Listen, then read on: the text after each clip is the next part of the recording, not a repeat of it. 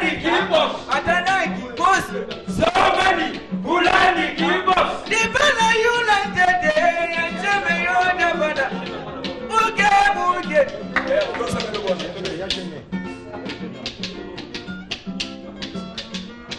Hey, Yacheme Nazolele. Yacheme Mwana Mama. Cette très belle chanson, je crois que vous avez reconnu, c'est donc tiré de l'album Magie, si je ne me trompe pas, et une composition, je crois, de Sam Chintou, hein, dans Quartier Latin. Ça fait plaisir. Dans cette émission, nous allons recevoir la dernière partie, l'homme du quartier 1. Lui, c'est donc Bouchou, Je me rose. Voici pour vous cet artiste qui vient nous parler fraîchement de Kikwiti. J'aime. Bonsoir et bon dimanche. Bonsoir. Et Ngeke Babani. Voilà.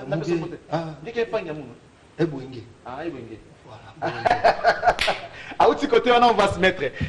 Je me rose. Non, comprendre, j'ai noté. Tu comprends de yoté. Au bout du nord, oui. Ok, non, on a boire na beno. Boire na beno. Boire na beno. Ok, boire na beno. Ok, non, ça. Moninga er na longwa ki mouvement. Esinga ina na koma ikuchwa na koma gipe. Na eu conseil à sage à côté guna apesa nga directeur artistique na nga o comme les habitaka bitaka siko zali na ebi toza toujours bango ba pesa yo kati ba pesa nga na ya na ye yom ta recruter recruter ensemble na nga to recruter et ça lui venage à monique niveau ya boulot ça va fallait à zone donc on a aussi habitaka plutôt remercier donc, il y a pas ça la thé, il y a pas ça la recrutement. Donc, il y a un recrutement à mon qu'est-ce qui se passe? Ah, d'accord. Donc, il y a pour les Samenga, donc, nous avons vu Arma Samasa, le président Mikabar FIFA, Bana Foranaki, il y a aussi un Azonganaï. Donc, il y a aussi un mais, vous pouvez avoir une impression, vous avez vous êtes trop coutume, trop beaucoup, trop qu'ici. Excusez-moi pour le terme, hein? Parce que nous beaucoup marre, François on a boire na beto, Bible écoute le bas. Tala raison ni sarabatna. Hein? Tala raison ni bilobagi. Enlèvement et salamana Israël.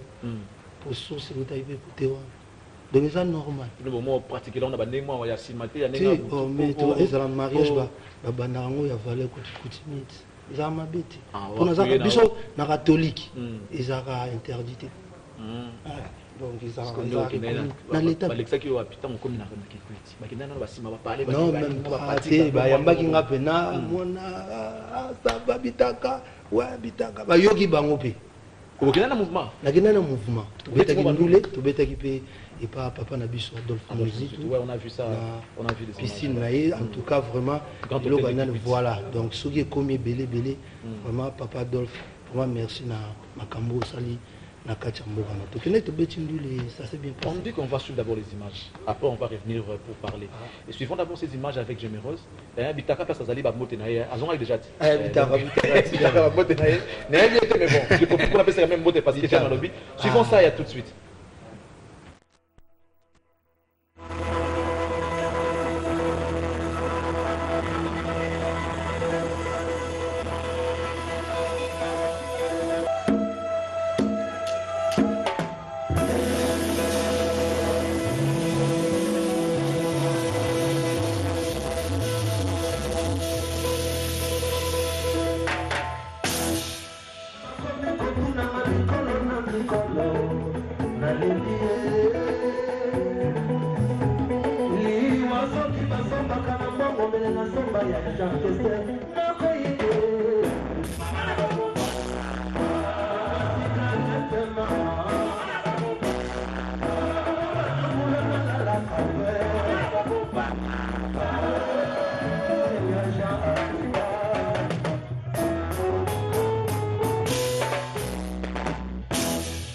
Donc, par respect à mémoire, Nayandi, nous allons maintenant une minute de silence pour Naya Jean.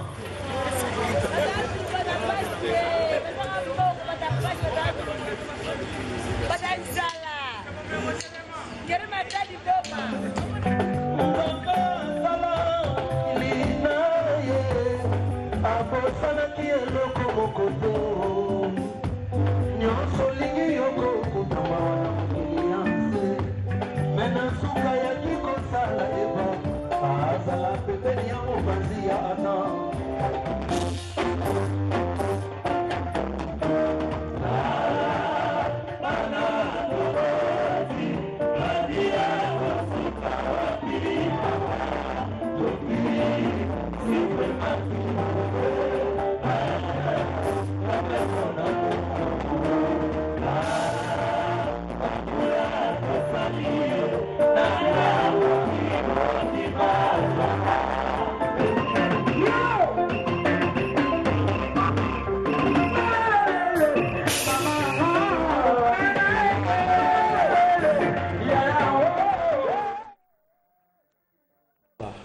généreuse à Kikwiti.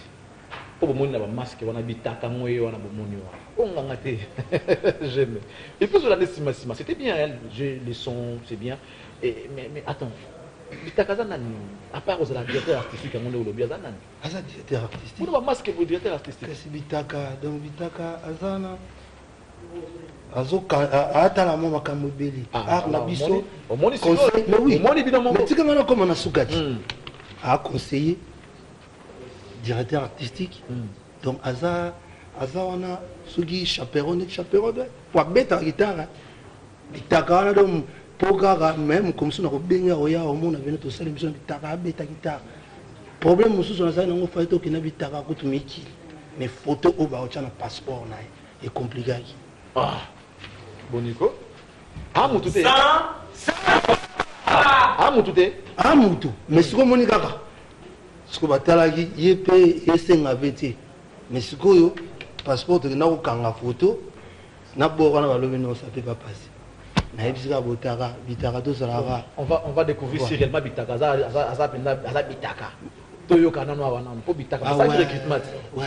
Bitaka so yo bitaka to sota la biso yo bitaka totala siko makambo yo salaki ya na mouvement oyo.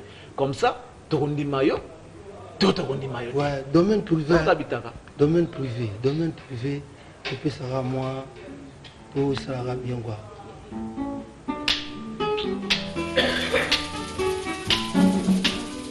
Hein?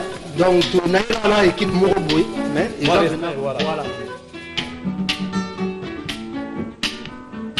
Oh, ça va.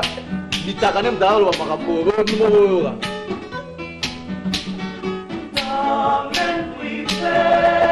Yaya koma yo komisa ngaguma Tanganyo so na mesa boli mokolia excellent table futima.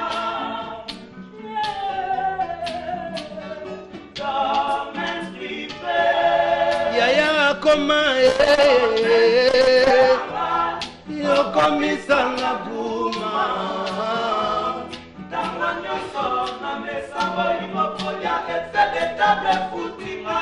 Melisanga mayebele Atali bumwe vimbi motokolo bate okomande yamba nzoto na yo molimo na yo ekoma domaine privé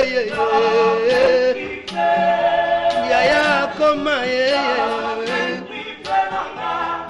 okomisanga kuma tango nyonso na mesa bolingo kolia excellentable futima.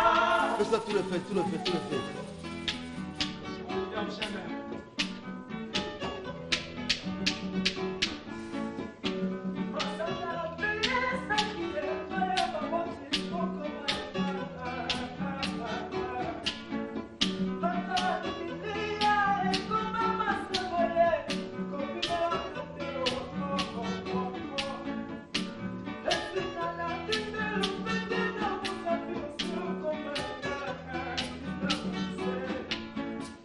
Soumission, Kazaba Umbuta,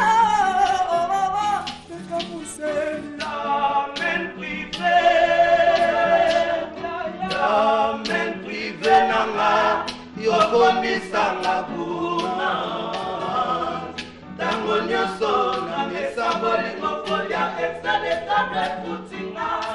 Ebekanga nzelelanga na mesala kobondela siseka songo yesola na mesala kokumisa yo soko sininga na nzoto bomoto nyonso ekwesami soko pasinga na mokongo nakanisinga kokuma te toka jino muyenge asayanga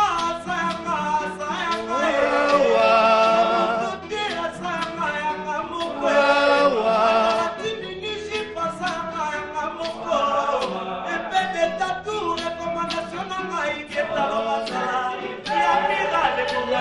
koma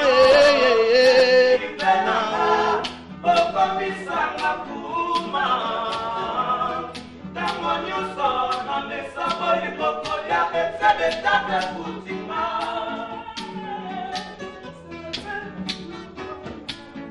Losambo na ngai ya papa epai ya nzambe akomisa kombo na yo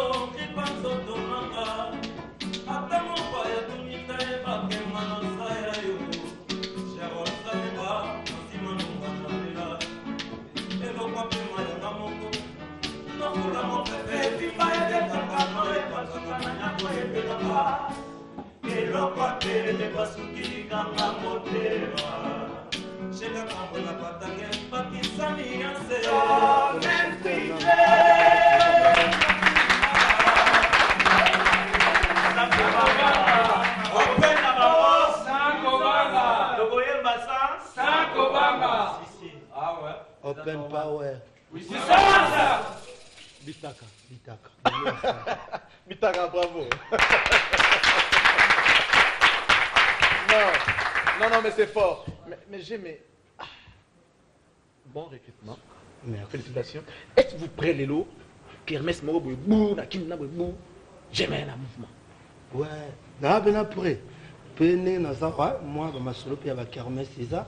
Déjà, au courant semaine au Banda, dans la tour Moro, il y a le Bumbashi. Mais on est à la Sambango. Vite fait. Et dépendant invitation n'est yeli. Mais au moins il n'est pas ça. Na linga koloba trop te pour tokende kaka te. Charlie. Charlie biso de comment à degré et au moins makambo na iloko kana minito bande kona ka ba combattre ba chanasi. Ndimelanga. Beta masola kinna no papa. Ba combattre ndimelanga. Te na yebi makambo nalo. To boite to nyata quartier poto kinde poto to elika par quartier to va no mamba kinina. Tano bangola nanu po so na okete. Angola ndé moi mon boulot. Te mon boulot pour ani eza ka angola te na uti ipiti. Tala ka souvenir na nga makasi na ndule sala ka. Voyage bena na sepela makasi na voyage bena na sepela neti voyage bandundu ville za na idete na carrière na nga mboka na yo. Na zaka po na zako yo ka siko na mona ngobu. Na bien to tu na question mo ra. So eza yo kineno poto te j'aime yo na kin na bunde na maison mère ba voyager. Babi qui quitte OK. Et en nord babi on j'aime mettre yo fotikala. Et ta bou vani na biboy merci. Mais wana ozana raison pour izala ki okinana poto te biso to bulila déjà étape wana. Ezana ba kimazo de là ya kikuti. Yango mona solo ba ezana non. Mais bango ba rêver ba rêve amelaï. Ya yo so sali déjà. T'as raison. Rêve amelaï. Au monde était na lobiga ke soki bande ona biso ka ba fungoli je. On me demande de toutes ces images c'est là non. J'aime mieux maman ça na kikuti wana mona moi suspect. O ezani. Wana bande konanga bayamaki mwana na bango. Bayambi mwana na bango pena ba lobi ke non soyez le bienvenu donc mabele na yo balobi ya Jean Kenda obliske biso depuis ya Jean Kenda oyeli suko tala biso sala bango plaisir sakati sukali ba nini basimbi wana sukali ezani nango domaine prépose makambo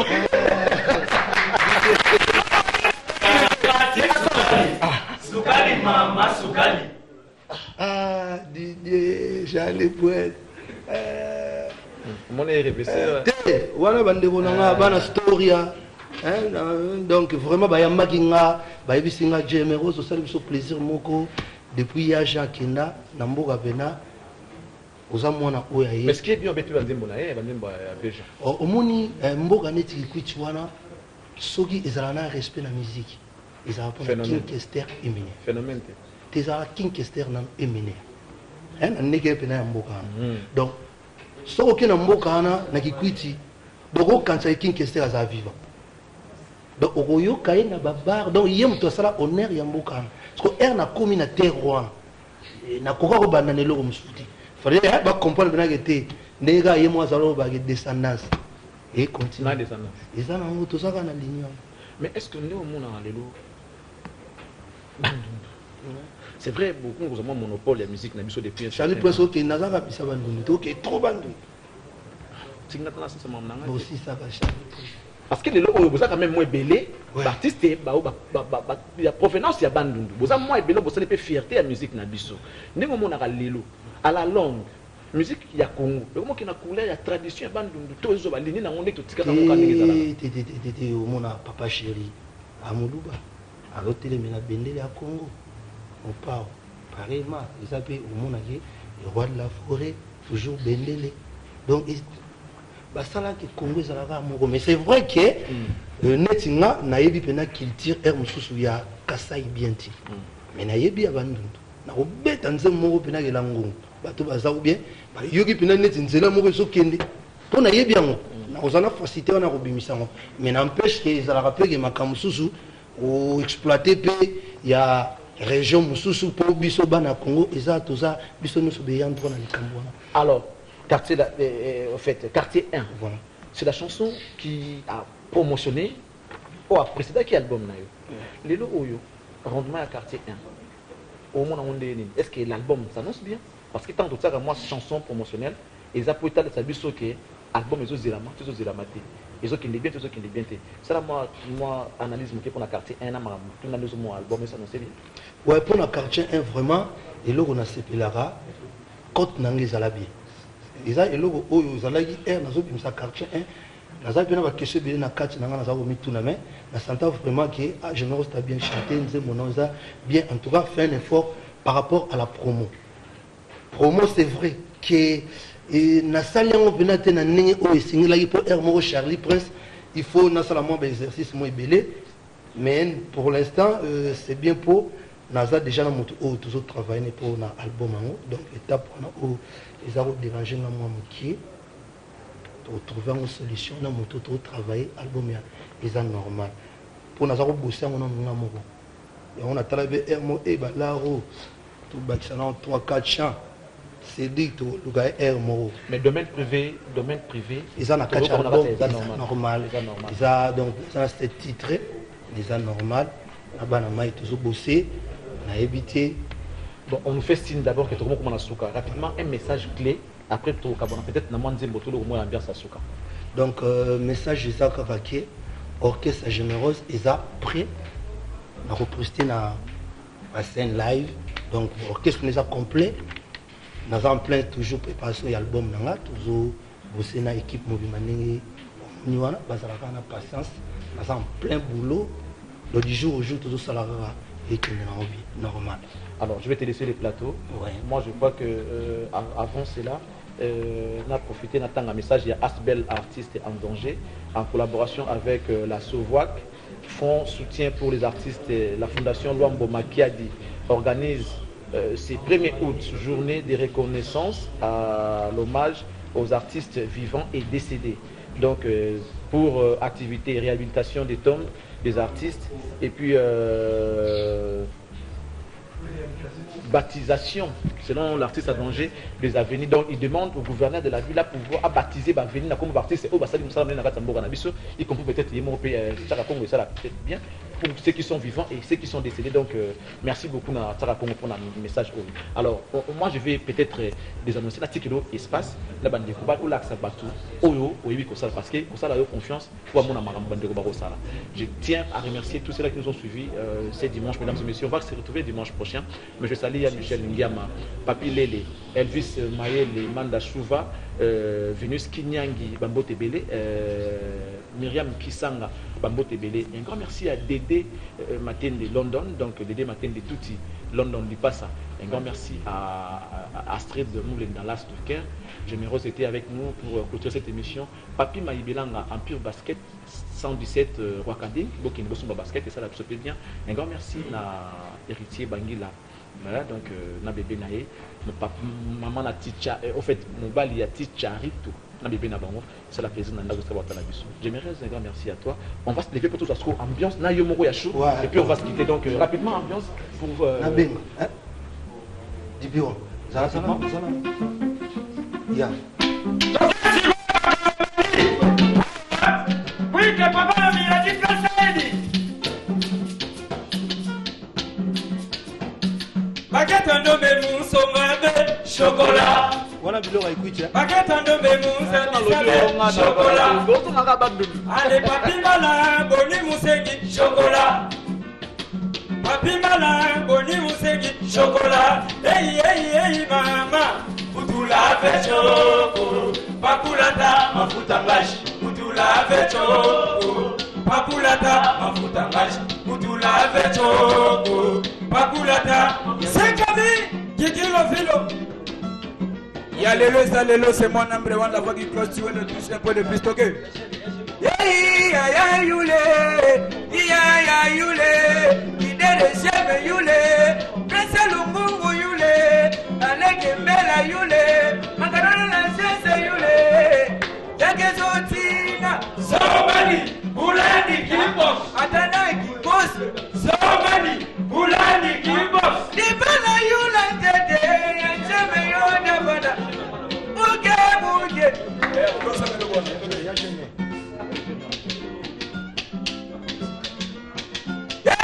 Yancheme na zolele, yancheme j'ai un point de plus. J'aime,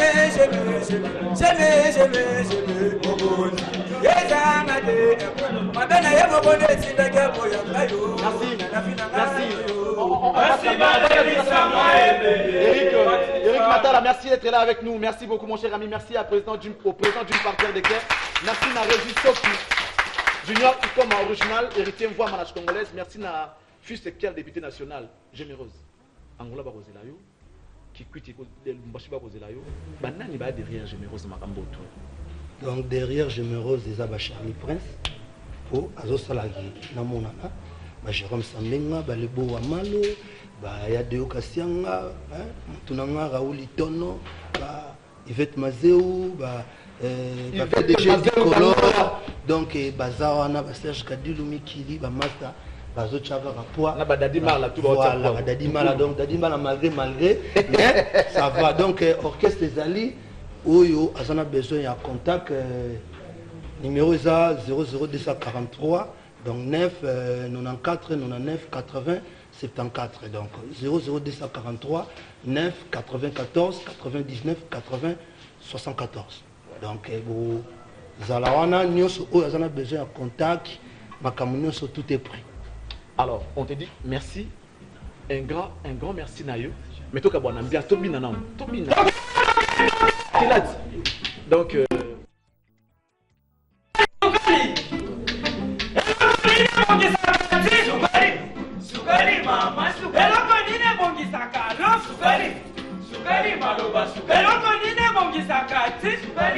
Sukali mama, sukali